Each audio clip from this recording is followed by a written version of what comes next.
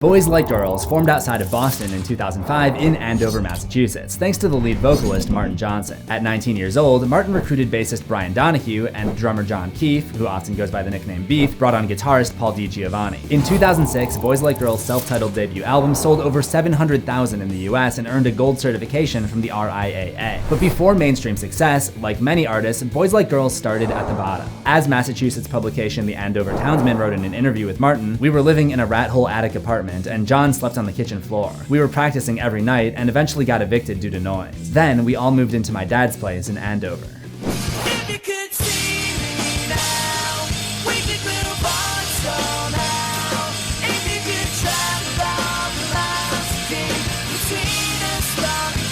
To learn more about Boys Like Girls and how they became the historic emo pop punk group that they are today, stick around to the end of this video.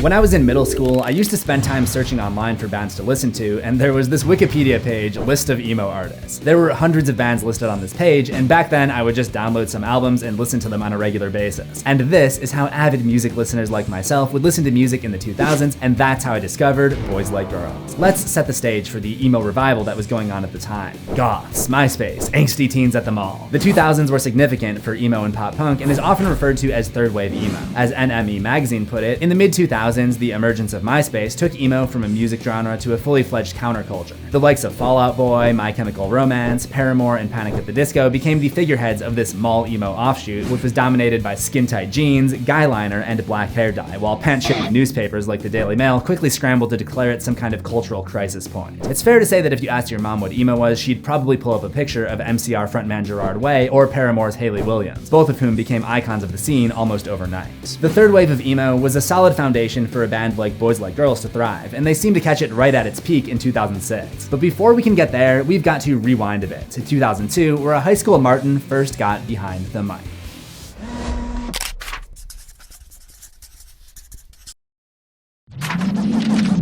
So where did it all begin? In the early 2000s, Boston musician Ben Petroikis was part of the original lineup for Massachusetts-based rock band The Receiving End of Sirens, but he was also the lead singer to another Boston area band called The Drive. After Ben left The Drive, the other band members recruited teenage Martin Johnson as their new singer. Ben had also left another Rainham, Massachusetts pop-punk band called Fake ID, and Martin Johnson was their singer as well from 2002 to 2003. Basically, if Ben had walked out on his family, Martin probably would have raised his kids. This burgeoning scene south of Boston is where so much great punk music was born, and teenage Martin Johnson was a part of it all. The music from The Drive definitely had a feel that was influenced by late 90s and early 2000s emo. Martin was young, hungry, and wanted to start a new band himself. He'd written a handful of his own songs as The Drive and Fake ID were ending their run. By 2005, as I mentioned earlier, Martin had recruited Donahue and Keefe had recruited DiGiovanni. According to Spin magazine in 2006, after only months of playing together, Keefe and DiGiovanni realized that they were actually distant cousins. These four are the guys who came together to become Boys Like Girls. I was 19, almost 20, and we were just doing everything we could to get by. I was waiting tables, and the other guys in the band worked in landscaping and at CVS. And according to the same interview with Martin, the band was originally called Lancaster, which I'm guessing is named after this small town of 8,000 just west of Boston. Their original demo had 5 tracks: I Told You So, Free, If You Could See Me Now, Kill Me in a Record Shop, and The Only Way That I Know How to Feel. The band needed a better name, so how did they come up with Boys Like Girls? Well, you could easily put together that these were college-age boys who definitely liked girls, which is backed up in the content of their lyrics. Some say that Martin Johnson actually suggested the name as a joke, and the others went along with it. But as John Keefe told the Independent Philadelphia, Martin had a big list of names that we'd put together, and that name seemed to stick out on his piece of paper. So we were just like, this is interesting and hasn't been done before. So that's the wild and crazy story. It was just a big list on a piece of paper. I am a little confused actually on what the band name actually is, because sometimes, like on the album covers and social media accounts, it's spelled as Boys Like Girls without any spaces. But if you look at how they're actually listed on platforms like YouTube Music and Spotify, it does have the spaces. And on Wikipedia, it has the spaces. So there's a lot of conflicting evidence. However, I think we should go by the info actually coming from the band and not put the spaces. Now that Boys Like Girls was their official name, they did what any band in the mid-2000s would have done: set up a purevolume.com account to upload their music. Pure Volume was a highly influential site at the time where bands could create a page with their music and fans could discover emerging artists. Fall Out Boy, Brand New, Taking Back Sunday, My Chemical Romance, Paramore, and Panic at the Disco each credit Pure Volume for their early exposure. Pure Volume was the home of Boys Like Girls' original demo of The Great Escape and an acoustic version of Thunder. The rough version of The Great Escape played repeatedly on the radio, and to this day, many fans prefer this original version over the inevitably famous studio recording. The biggest difference is in the guitar solo.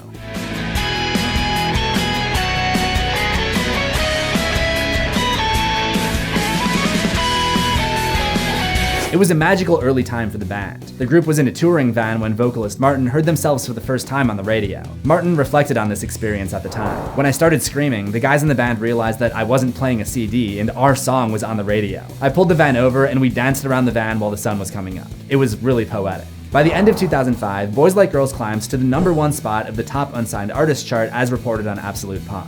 Within months, the group toured across the country with the band's all-time low, Cute Is What We Aim For, and the glam musician Butch Walker. Matt Squire, a record producer who had worked with Sum 41 and Good Charlotte, got with the booking agent Matt Gailey and offered to collaborate with Boys Like Girls, so the group recorded their debut album for Columbia Records and Red Ink. Squire mixed every track except for The Great Escape and Top of the World. Boys Like Girls' self-titled and debut album released on August 22, 2006. Look up, the stars are fading, and I am still here waiting to see you again. Be with you, my friend. It's a 45-minute masterpiece of ultra-pop emo pop punk. It's actually almost impossible to pick favorites from this because it's just one of those where every track is a bop. But aside from my own thoughts on the album, how did Martin Johnson feel about it at the time, and how much of the lyrics were based on his real-life experience?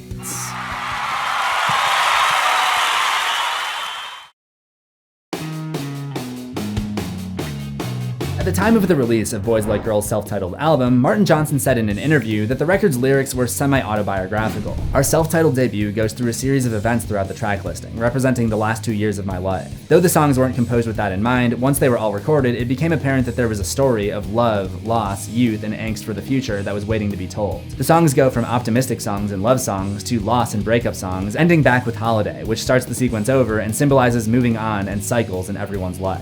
Let's take a moment to acknowledge the album cover art. It's an abstract art piece with what looks like a cloud raining blood on what may be an abstract hillside and oceanside. Really makes you think, huh?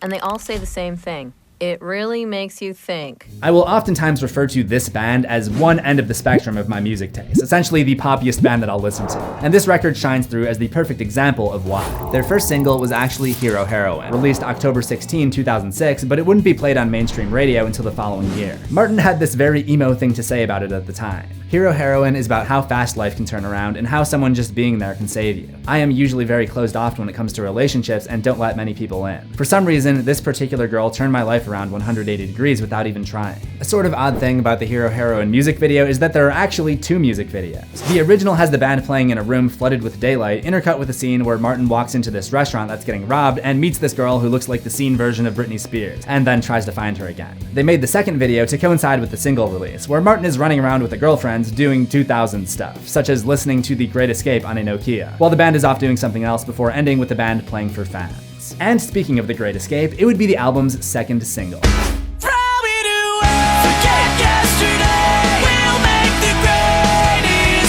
The Great Escape is a cultural touchstone for the band and their first to chart the Billboard Hot 100, peaking at number 23. IGN music reviewer Chad Griswold writes, "Rapid-fire acoustic strumming gives enthusiastic The Great Escape a rich texture, setting it apart from the standard emo tunes that the song otherwise aspires to be. The youthful innocence at its center makes the song about getting up and moving on from past mistakes one of the more compelling. The Great Escape is a timeless classic that's layered with nostalgia and yearns for so-called simpler times, or makes people think of their high school and teenage years, or in my case, middle school. It builds in the verse and hits you with a chorus that you can't get out of your head." The track tops charts in the US, Canada, the UK, and New Zealand, and the band performed this track on Jimmy Kimmel Live. This song was everywhere. It was also featured in video games like 2K Sports Top Spin 3, and as a downloadable track for the Xbox 360 karaoke game Lives. It was later in Rock Band, and it was also a playable level in We Cheer and We Cheer 2 for the Nintendo Wii. It was also used in the movie soundtrack for The House Bunny with Anna Faris, it was used to promote the NBC show Life, and it was featured in 2 Korean TV dramas, Running Man and Dream Team 2. Martin Johnson Johnson wrote that this song is about leaving the town that I grew up in with my best friends at my side. A graduation type song with a we're up to no good, f this town, let's do it up for one more night twist. I wrote it as a last hurrah to high school, growing up, and in a sense, the last night of being a kid. It's the end of one chapter with an outlook on the future, sort of like a prequel to the rest of the record.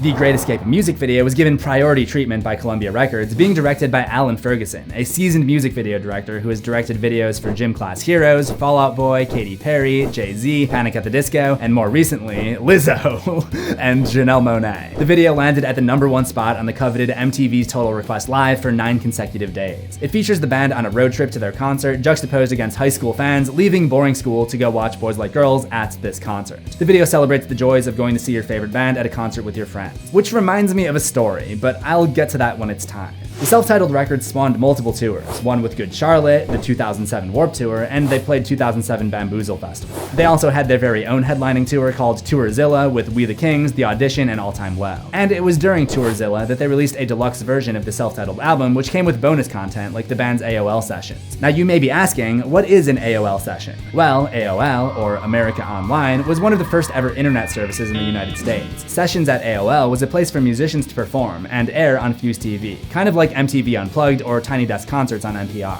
Now, of course, you don't have to buy the deluxe CD to access the bonus content, because the BLG AOL sessions are all on YouTube. Another track on the self-titled, Thunder, was an acoustic song originally on their earlier demo, and it was electrified for the album. The group posted an upgraded studio recording of this track to their MySpace in March of 2008 with an epic orchestral backing and additional backing vocals. This song just gets more complex every time we hear it. The music video premiered on FN MTV, which was informally referred to as Friday Night MTV. An MTV article wrote about this performance. When Boys Like Girls Thunder first premiered on FN MTV, we thought it was sweet and soulful. But it wasn't until we watched the Boston boy band perform it live on Tuesday's TRL that we realized it was actually explosive. They then go on to simp about the goosebumps that they apparently got watching Martin Johnson play off the intense energy of the predominantly female crowd. Maybe they actually got the band name backwards. Thunder peaked at 21 on Billboard's US Mainstream Top 40 and at 76 on Billboard's Top 100 and was certified gold by the RIAA. Boys Like Girls reveled in their success with the debut album. Now, I've mentioned the singles in the self-titled, which are all fantastic, but I have to give a special shout out to my personal favorites, Me, You, and My Medication, and Heels Over Head. Like many others who had an affinity for this band in the mid-2000s, I can't help but get all kinds of nostalgic feels whenever I listen. And that is why I'm giving Boys Like Girls' self-titled album the Magnum Opus Award.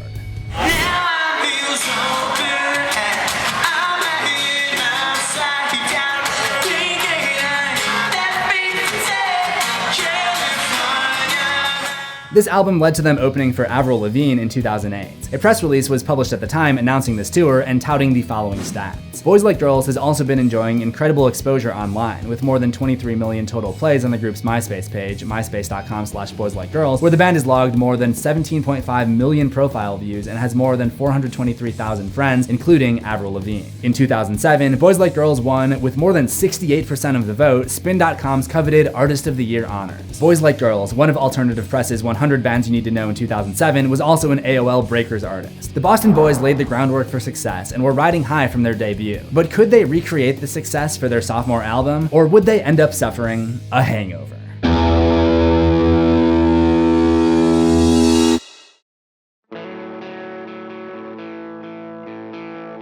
Instead of using Twitter, Martin Johnson used to post consistently on his own blog called martinsays.com. Readers of the blog were greeted with a banner at the top of the page that says, "Twitter still sucks." Now in 2023, making your own Twitter alternative has become something of a trend, but Martin was way ahead of the curve on this. And a Twitter side note, to this day, Martin Johnson still does not employ the use of Twitter, but he does have a profile with 133,000 followers, and he follows no one, and he hasn't tweeted aside from 2 retweets in 2012 and 2010. It's on the Martin Says blog, where Martin announces that Boys Like Girls were recording a second album. Martin posted, and I'll paraphrase, "For the past week, I've been on a meditation retreat in Tibet and went through a spiritually liberating moment when I threw my laptop and both cell phones out of our yak skin boat. Oh yeah, and we started recording our new record today." On June 30th, 2009, Boys Like Girls' follow-up album Love Drunk would be released.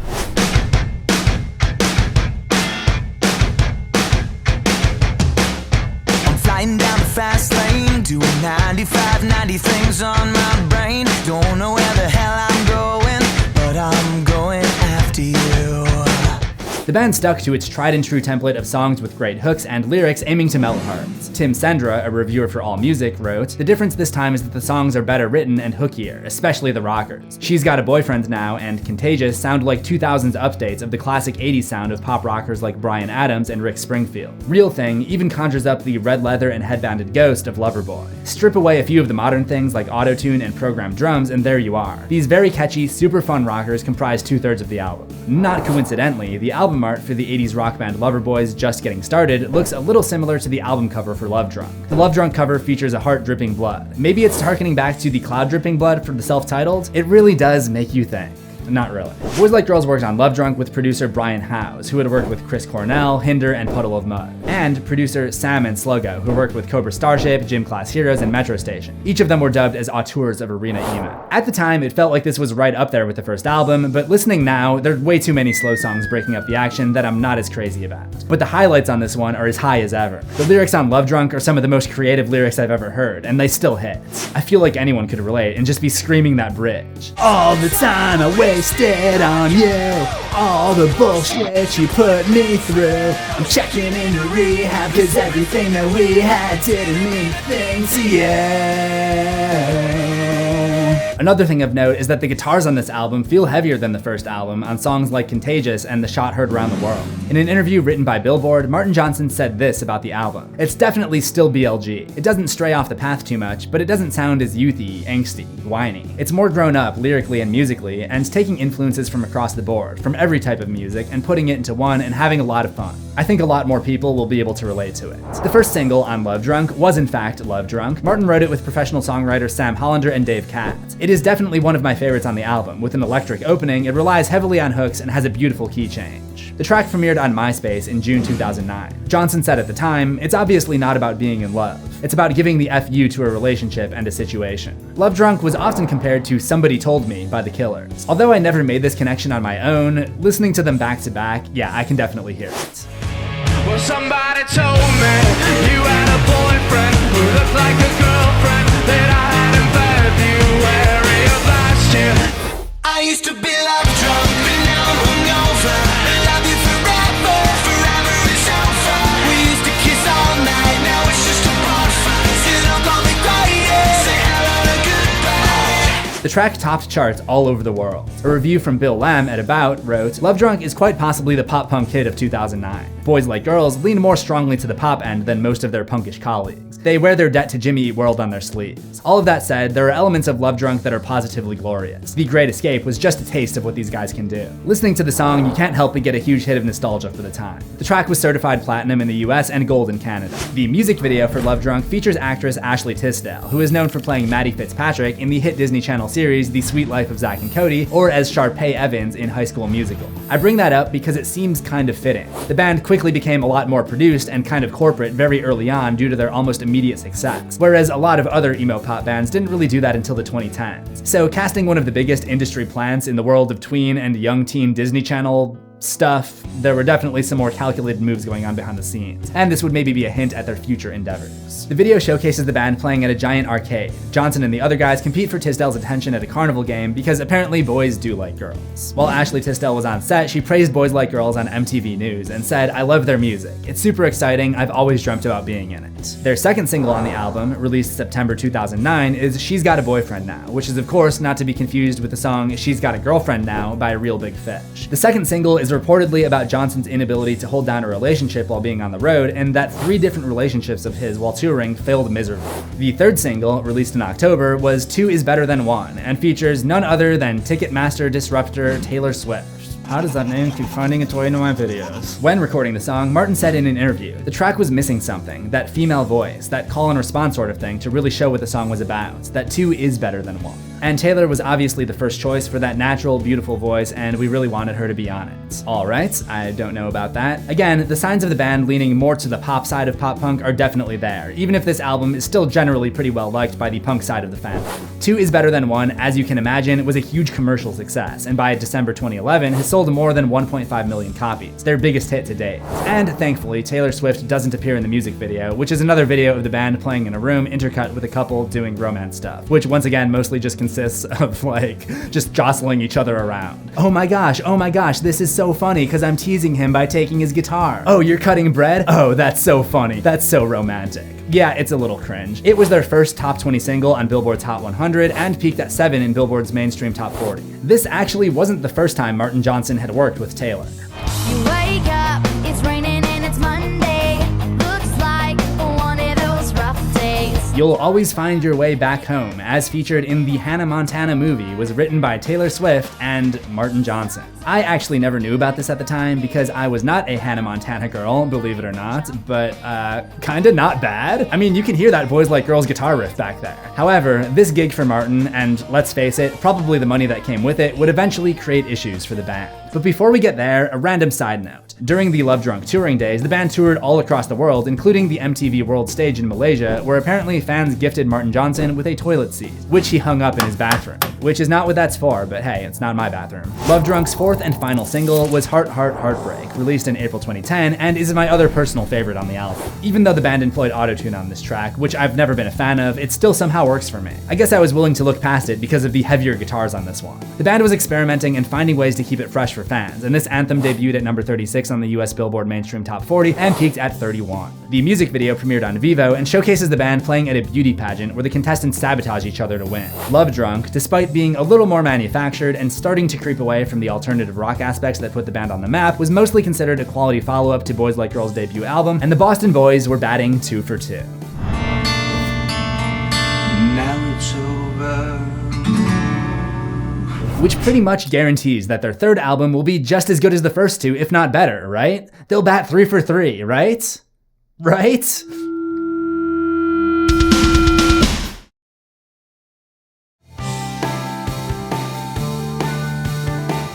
At the end of 2011, BLG announced that they were laying out the tracks for their third studio album, and in summer 2012, they released the CZsWorld EP with the tracks Be Your Everything, Life of the Party, and The First Time. No, this is not what we signed up for when we became BLG fans. What were they thinking? The band departed heavily from their original power punk alternative emo rock sound in favor of country? Alternative press hit the nail on the head. The songs on CZsWorld are the type of vapid, slick pop country groups like Rascal Flatts and Train have made bank on. Singer Martin Johnson has worked a Nashville twang into his previously accent-free voice, throwing in plenty of insincere references to things that don't actually exist in his world, like the old diner in the song The First Time and My 9 to 5 in the song Shoot. Don't forget the power ballad Be Your Everything, complete with that oh-so-emotionally manipulative key change. CZsWorld is as phony as they come. And the album art doesn't even have a cloud or a heart or anything dripping. It's just a basic photo of the guys hanging out in some grass. Now, as you may know, I am never one to criticize a simple album cover that just has 4 guys lined up on it, but it only works if the album itself is good. So what exactly happened here? Well, the band had gone through some significant changes. In 2011, Martin had released some solo material after the band reportedly hadn't been writing new music together. Brian Donahue and Paul DiGiovanni were working on their side project Early Morning Blues. Right after the album CZsWorld was announced, Brian also got kicked out of the band. Donahue had tweeted in 2011, BLG fans, please know that I had no part in the decision of me leaving. Getting kicked out hurts more than you know. I love every one of you. Donahue had been working on a lot of solo projects outside of BLG and supposedly was disrupting the band's progress. In his tweet, he plugged his solo project The Tower and the Fool, which perhaps not coincidentally was another country rock project. I don't really know where this country music bug came from, and it was honestly kind of down in popularity from the previous decade, but it seems to have hit the whole band. The title track, Be Your Everything, was released in summer 2012, shortly before my first chance to see Boys Like Girls in concert. It happened on July 19th, 2012 at Charter One Pavilion in Chicago. This concert was free because it was sponsored by Pop-Tarts. So the first 4,000 fans to register on Facebook would receive a code redeemable for 2 concert tickets. They had free Pop-Tarts at this concert, and I think it had the opposite intended effect because it made me not want any more Pop-Tarts after that. And I haven't eaten one in the 11 years since. The opener was Carly Rae Jepsen, who was known for the song Call Me Maybe at the time. And this was also the same night that The Dark Knight Rises came out, and we almost missed it because this girl that I went with had to go to the medical tent, and then her phone died, and after the show, instead of going to the meeting place that we all agreed on, she went to the car. So we couldn't find her anywhere, and I thought I was never gonna see The Dark Knight Rises because her dad was going to fucking kill kill me. In the fall, the group went on a 2-month nationwide US tour with the All-American Rejects. Despite the negative feedback from fans, the CZsWorld LP was released on December 11th, 2012. It debuted at number 134 on the Billboard 200. They released just one music video off this album, Be Your Everything, and then just a lyric video for Life of the Party. Not much when comparing it to Love Drunks 4. There isn't much more I want to say about this album. It's definitely not something I've gone back to listen to as much as the first two, or really at all until I made this video. And while the band didn't break up after CZsWorld, they went on a very long hiatus. So what did the band do between 2012 and 2023 while they weren't releasing music? Well, during the 10 years from 2011 to 2021, Martin Johnson wrote and produced for a number of artists including Ariana Grande, Victoria Justice, Papa Roach, All Star Weekend, many songs for Daughtry and Avril Lavigne, Jason Derulo, Pentatonics, and Flo Rida. Martin reportedly stopped drinking, according to an interview with NYP Magazine. In 2017, Martin formed The Night Game, a rock band with Mercy Arms musician Kieran J. Callanan, and they released albums in 2018 and 2021. The Night Game had more of a dark indie rock kind of sound. It's a lot more chill than BLG. I wouldn't have known it was him if I'd gone in blind. I think Martin probably wanted to experiment with other genres, but wisely didn't force it on BLG fans like he did with CZsWorld. Anyway, The Night Game never got that big. If we go by Spotify monthly listeners, it's like 23 times smaller than Boys Like Girls. So what did everyone else do? After getting kicked out of the band, Brian Donahue was an auxiliary guitarist and backing vocalist for All Time Low until he left that band in 2020. He also built custom guitars for a company called Venture Guitars. Bassist and vocalist Morgan Dorr founded Highland Park Collective in Los Angeles, a creative dedicated to servicing the expression of a creative lifestyle through different mediums of art, which is a more flattering way of saying that he wrote and produced some music for commercials, including a Super Bowl spot for Jeep and some big ad campaigns. Paul DiGiovanni started a clothing line called Black Carbon Custom and made his way to Nashville, where he wrote and produced for country artists such as Brandon Lay and Jordan Davis, and worked with Blake Shelton as he had consistent work there as a producer and engineer. Both Paul and Morgan didn't officially leave the band until 2021, and the band still did get together to play some concerts from 2012 to 2016. Drummer John Keefe stuck around with the band and worked for Sony, where he wrote some music for commercials. He and Martin made music for Victoria Justice's show Victorious and Daughtry's album Baptized. So all in all, during the hiatus, they cashed in. We had already seen them dabbling in the world of commercialism as early as the Love Drunk era with Auto-Tune, Disney Stars, and Hannah Montana credits, and now they actually just worked in commercials and wrote for even more commercial artists. That's where the money is. It seems like the one person who really wanted to keep doing Boys Like Girls stuff was the drummer, John Keefe. I think Beef probably took that the hardest. He was born hitting it with sticks. I had descended into music writing and production space and was busy slaying other dragons. I can't count the times we would be together, a moment of silence would pass and he would say, "Can we just make another record now?" In 2019, Boys Like Girls announced a tour in Australia and planned to play the self-titled in its entirety. Then, of course, 2020 happened. The tour dates were postponed due to COVID, but were rescheduled in 2022, playing at venues in Australia and the Philippines, and even one in the US at Hearts of Fire in Tempe, Arizona. But with only 2 original members left, and the frontman spending most of his time writing music for other people, it seemed like this was basically the end of Boys Like Girls. But something kept that fire alive inside of Martin. Still, once every couple months since we turned off the lights, emptied the trailer, and parked the tour bus, I would find myself tucking a new song into a secret playlist, circling back to these songs and wondering if it was the gas in the tank we needed to take another crack at it. You know, it's interesting. Most bands go out with a blaze of glory. Boys Like Girls just sort of disappeared. For whatever reason, we just stopped making music. While fans didn't really suspect anything, that secret playlist continued to grow until May 18th, 2023, when the unthinkable happened. Well, she said she don't be taking me, but we're the only man alive. When she's standing right in front of me, I'm about to lose my mind. Boys Like Girls announced and released a new single, Blood and Sugar. Martin and Beef were back, with added band members Gregory James playing bass and Jamel Hawk on lead guitar. They released a new music video where Martin has relinquished his 80s lover boy kind of look from the Love Drunk era, and the band just gets beat to a pulp throughout the video while performing in front of this gray background. And then they just leave. The new album was teased for a fall 2023 release. Their announcement was a sentimental Instagram reel showcasing old band footage while we hear Martin's voiceover, telling us about the journey through the hiatus and the meaning of Blood and Sugar. It took 2 of the intro guitar stabs for Beef to hit the space bar and say, "This is a Boys Like Girls song, dude." We'd shared similar conversations over the past 10 years, but this time I said, "I know." Thematically, the song's fairly simple. An empty calorie relationship that's so delicious you don't care. You're willing to deal with the crash. It continues to beat you down, yet you keep coming back for more pain, almost like you'd learn to love it. Why this obsession? We're only skin and bone, humans.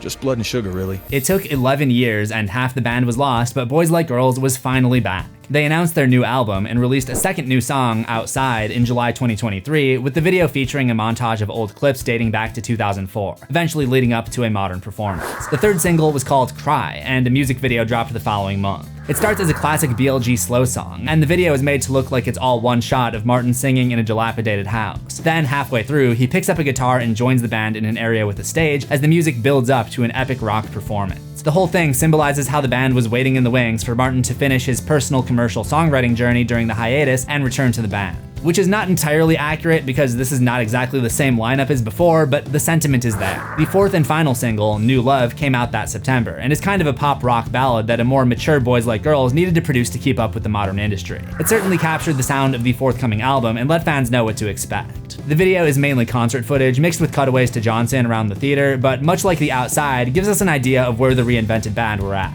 To go along with all this concert footage, the group announced their first US tour since 2016. The 2023 Speaking Our Language tour was presented by Emo Night and lined up perfectly with the new album's release. On October 20th, 2023, Sunday at Foxwoods was released and was well received by critics, describing it as the soundtrack to their own coming-of-age movie. But they still knew how to have a bit of fun. In the video for the song Miracle, released after the album, the 80s influence is clear in both the sound and visuals. It tells the story of a band as a group of drivers in a demolition derby with all leather jackets and chains. You can almost smell the grease and oil. They're getting ready for their next bout when a mystery driver arrives. When the event starts, the other racers / band members are quickly eliminated, leaving just Johnson's character, the appropriately cheesily named Sunny Six Killer, in a final showdown with the mystery driver. They duke it out, but Johnson's character is left in the dust by the new driver, who of course turns out to be a girl. And as you should definitely know by now, boys like girls. There's some behind the scenes shots at the end of the video, and it looks like the band had a ton of fun making this one. It seems like this is one of the perks of being in a band, getting to do fun stuff with your friends that you would ordinarily not get to do. And it's a really good tone setter for the album.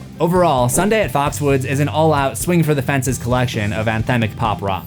Named after a casino in Connecticut where Bostonites would go to gamble, it's a clear-eyed look back at where the band have been over the last 20 years, and to their credit, they leave nothing on the table. The production goes toe-to-toe with all the most contemporary sounds of modern records by big-name producers, but BLG aren't the angst-ridden kids of their first outing anymore. There are a lot of songs of affirmation and reassurance. I think I was more excited about the tour than the new album, though. Maybe dialing back the angst was a natural part of their maturation, but the angst is also what drew me to them in the first place. Whatever they'd been through, this was a new chapter. As the band said on their Instagram, this album is the embodiment of the lifetimes that we've lived on our way to this release. The big wins, the deep losses, and the moments that feel like both all at once. It's okay, it's alright, baby, welcome to life on the outside. Despite the hiatus, Boys Like Girls came back strong with positive reviews and tours with Dashboard Confessional and Grayscale that followed. They even released a single and music video, Watch the Fire, with Dashboard Confessional in November of 2024. They also released another standalone single that year, Hold My Breath, with Said the Sky, all proving that the comeback wasn't just a one-off.